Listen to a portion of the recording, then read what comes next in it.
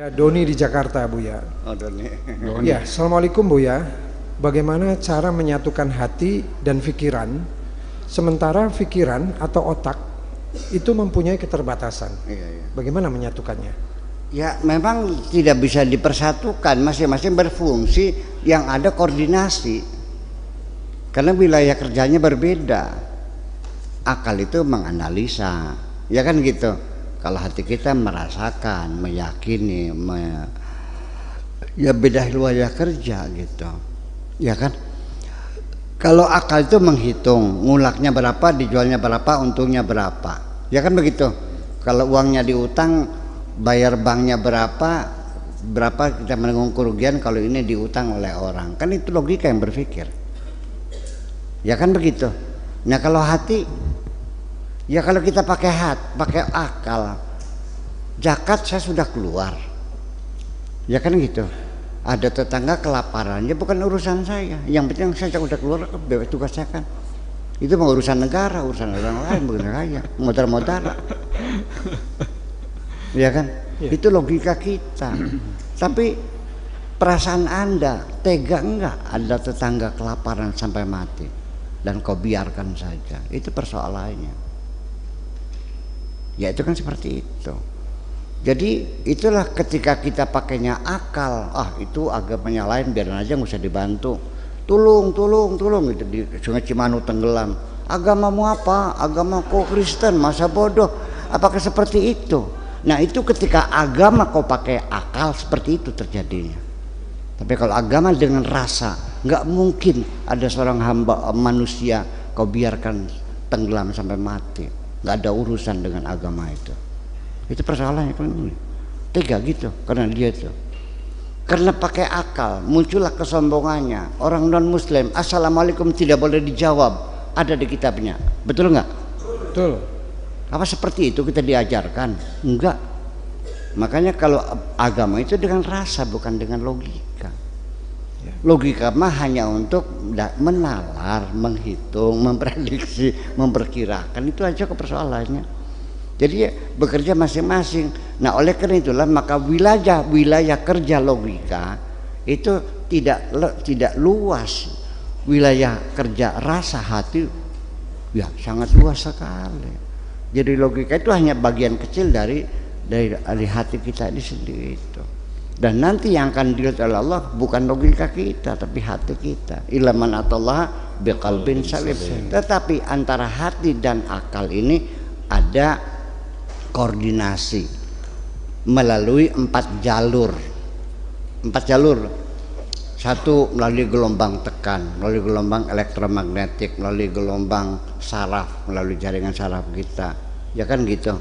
Dan dengan gelombang biologi gelombang, itu semuanya saling bekerja sama, bertukar informasi. Kita dulu mengiranya bahwa hati dan otak ini tidak berhubungan, atau dugaan berikutnya bahwa hati yang menginstruksikan akal, tapi akal tidak bisa berkomunikasi dengan hati.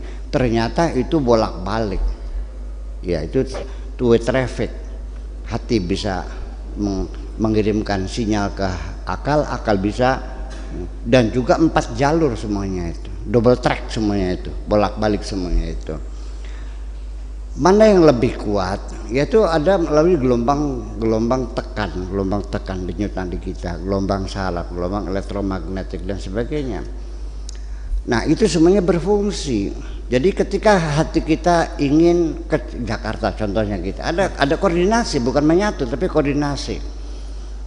Kita mau ke Jakarta, kita kirimkan sinyal ke otak kita, aku mau ke Jakarta, dalam jeda yang sama tanpa ada batas waktu, langsung diproses, dianalisa oleh akal.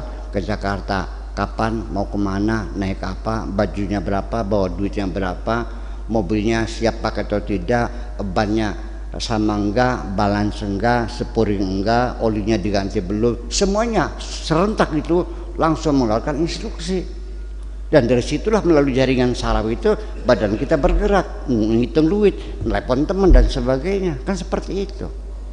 Ya. Memangnya gimana sih? Nah itu sudah otomatis. Ini kerja, wah kalau saya uraikan semua nggak selesai semuanya. Jadi bukan mempersatukan tapi mengkoordinir secara baik gitu artinya. Sehingga ketika otak itu sendiri juga sudah terkoordinir, nah makanya ketika hati kita menyuruh begini, kita melihat ada motor nganggur di pinggir jalan, otak kita mengatakan ambil aja. Kata hatinya, jangan dong, punya orang kamu jadi maling, beli aja. Kata otaknya, dari mana belinya? Yeah. Duit nggak ada. Kata hatinya, ya kredit bisa kan, atau yang second hand aja. Nanti bagaimana? Terjadi dialog antara akal dan ini koordinasi yang baik. Nah, sampai umpamanya dalam dialog itu kalah hati kita karena emosi kita pengen beli motor yang secepatnya, yang gratis-gratisan gitu kan gitu. Oke, menang. Nah, ketika menang pun akal terus meregulasi. Akal kita akan mengatakan jangan sekarang udah jam 12, udah waktunya pulang yang punya motornya. Itu bukan hati, akal kita yang berbicara. Ya, nanti aja besok. Sama siapin aja kunci letter T-nya gitu.